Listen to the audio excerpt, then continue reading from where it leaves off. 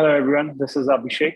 Um, I head digital technology for Citi Consumer Bank in Asia and EMEA across 17 markets. And today I'm going to share the always-on customer experience that we have been building and we proudly launched for all our clients in the Singapore market.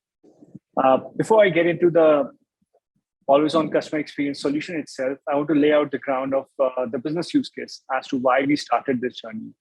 Now at Citi, we run multiple markets across Asia on a single platform. All those markets run from a single data center, which serves businesses from all the way from Australia to India.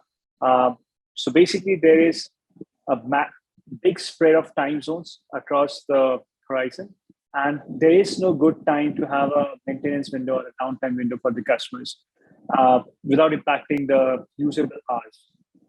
Now, with customer experience as our core priority and prime focus, this is something which was an opportunity and a challenge for us. In addition to this, the regulators in each of the markets mandate the maximum number of hours any bank can have downtimes or unavailability of the channels. These two needs combined led us to go on this path of creating an always-on customer experience or a platform which allows customers to use the most used functions with a high speed, even during times of unavailability.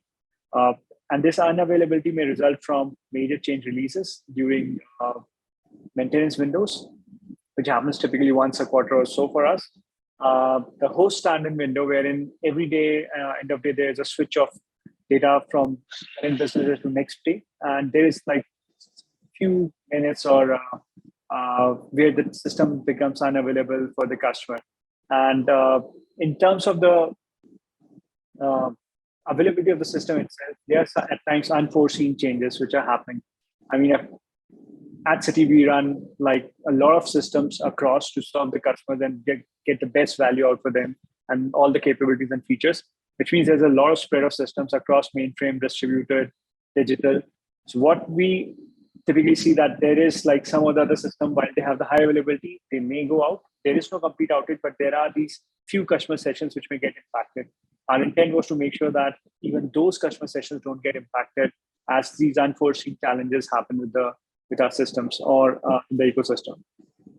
Fourthly, the transparency to the customer. I mean, if anytime any issue happens, the ability to communicate the customer in real time, they had that session that there is a problem going on and the system will be backed up instead of going like an unforeseen error or an unwanted outage. So we wanted to make sure that we are absolutely transparent to the customers and can show them exactly what's happening. And once the system is back up, they know that, okay, yes, they are dealing with the real data at that point in time or the latest and greatest data at that point in time.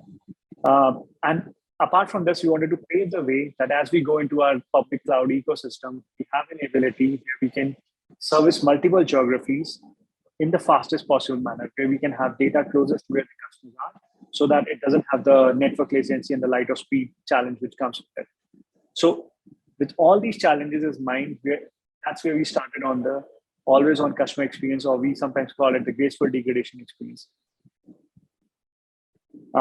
In this slide, it basically shows you that the whole always-on customer experience is about bringing the maximum use features to the customers in a relatively degraded manner if we do not have all the connections and systems up, instead of giving a complete outage. On the left-hand side, you see our mobile app for Citi in Singapore, wherein you can see how the experience is when you log in, land on the accounts dashboard, you see your transactions and details for normal login.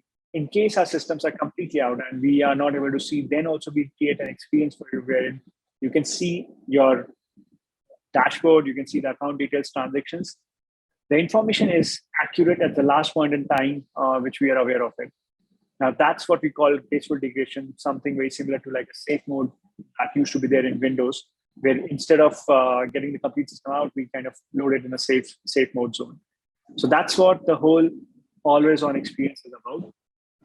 To build this complete experience, as I said, like it's point in time, we were aware of the system's state and transaction state for the customer. It's all driven by events. It's based out of an event-driven architecture. This diagram shows what the layout of our application stack is at Citi. We have the mobile or the digital app and web servers. We have a strong API and services layer, which interacts with our core backend systems, which are mainframes as well as mid-range and cloud-based ecosystems. So what we have built as part of this always on initiative is to create and leverage on the CQRS pattern, which allows creation of a smart data access layer. It basically is driven by collecting events from all sources of data, right from the mainframes to the mid-range systems, wherever the data resides in the transition resides for the customer. It's ported to an event hub where it goes through streaming analytics.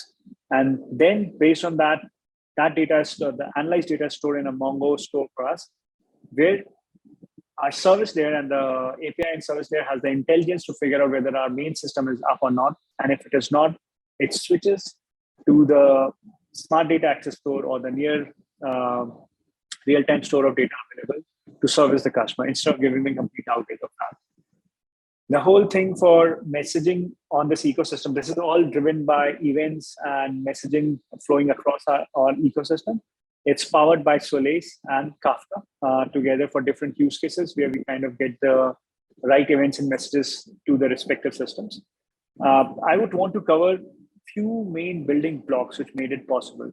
If I club it or group it into 4 main parts, one is the CQRS pattern usage itself, that we are using our mainframes as the command system or the system of transaction, whereas we are creating a separate query store for making sure that all the read and the queries can kind of go to that system. So this whole thing is based out of the CQRS pattern.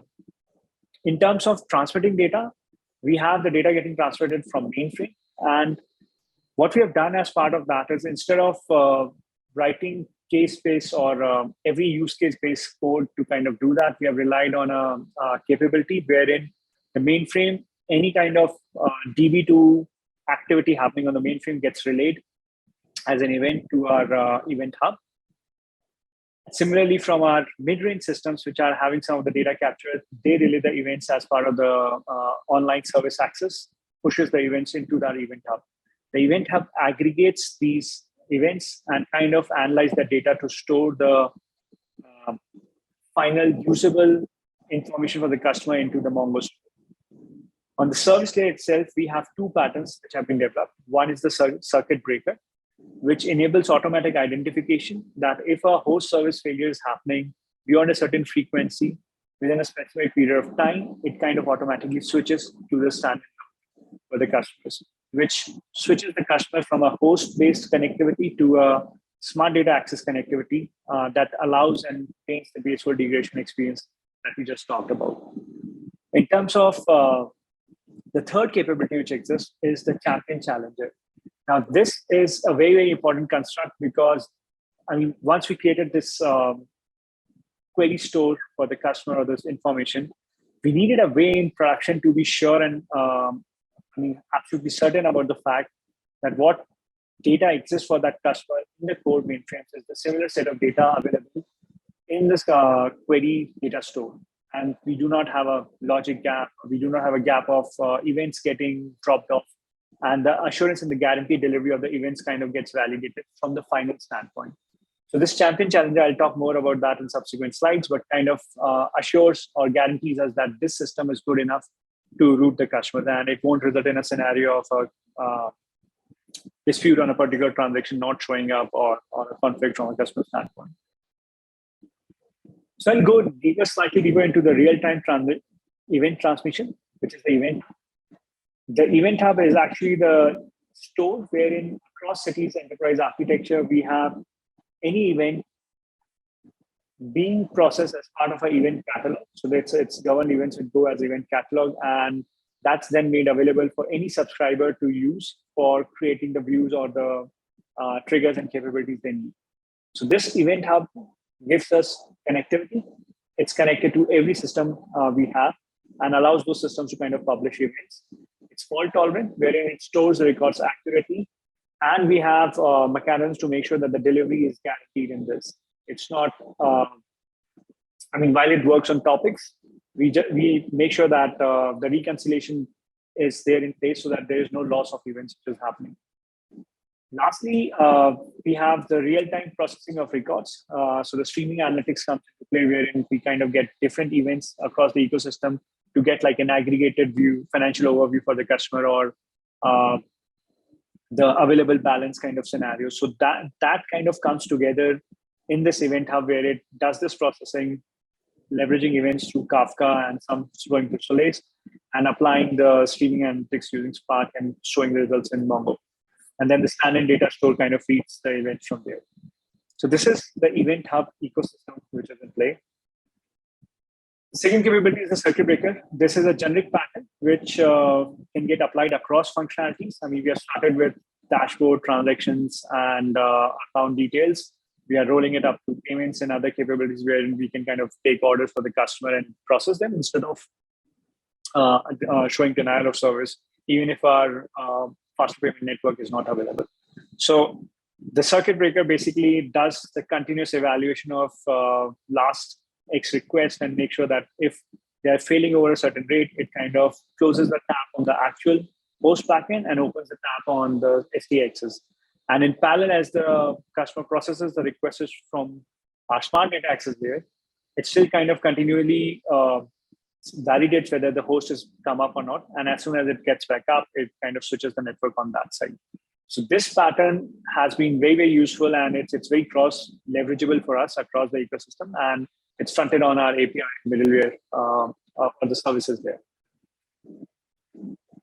In terms of the champion challenger, this is where the rubber hits the road for us. Like once we rolled it out, we kind of had this capability activated in production for a few weeks. And in a silent mode, we kept on assessing that what are the rates of event match. So even when the core mainframe or the host system is available, we used to kind of get the information from there and validate across the SD access, smart data access layer, if the information exactly matches for a customer record or not. Because at any point in time, as it's near real-time replication, it should match.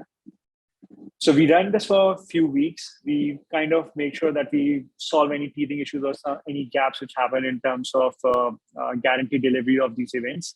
And after we kind of hit a ratio where we started seeing that we have 99.5+% of our records matching, which is what you generally kind of expect in such a scenario.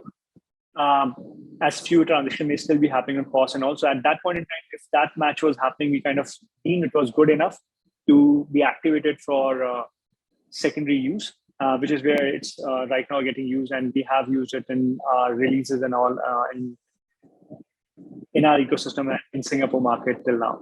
So that's where we are on with this, and the champion channel kind of really helped us do that. This kind of lays out the diagram below kind of lays out the architecture and how this is running. And we have an online monitoring capability, which kind of real time shows what is the level of accuracy of this smart data access. And as we roll out more features, we kind of do in a similar way. We run a silent mode testing for this for some time. Once it's activated, we kind of use it.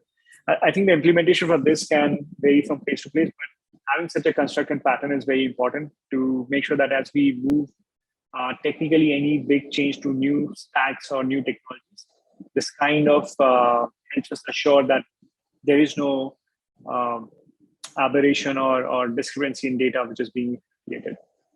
That's on the champion challenger piece.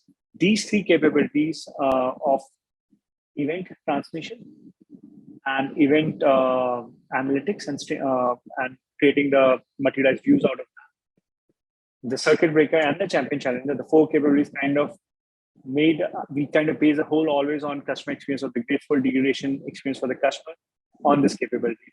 Now we have reached a place where we have started seeing that our data on the SDA and is almost accurate. And as the next step, we are kind of working towards to see whether we can make this like a primary. As we move our ecosystem into the public cloud layer, this will become far more usable for us because we can then have a single code and a single stream of product which we run, which is deployed in different cloud edges near to where our customers are, because we are a global bank and we have customers all across the world. We can host them closest to the nodes where they are, and the most used transactions, which is your transactions inquiry, your payments, with faster payments or local payments and all can get done very near to that location. So we are talking like sub-second responses of experience by running a single code and making sure that we rely on the public cloud ecosystem to make our whole CI/CD and DevOps pipeline very smooth. So that's in a nutshell what we have done on customer experience and how it's benefiting us from a Citi standpoint. Thank you. That would be it from my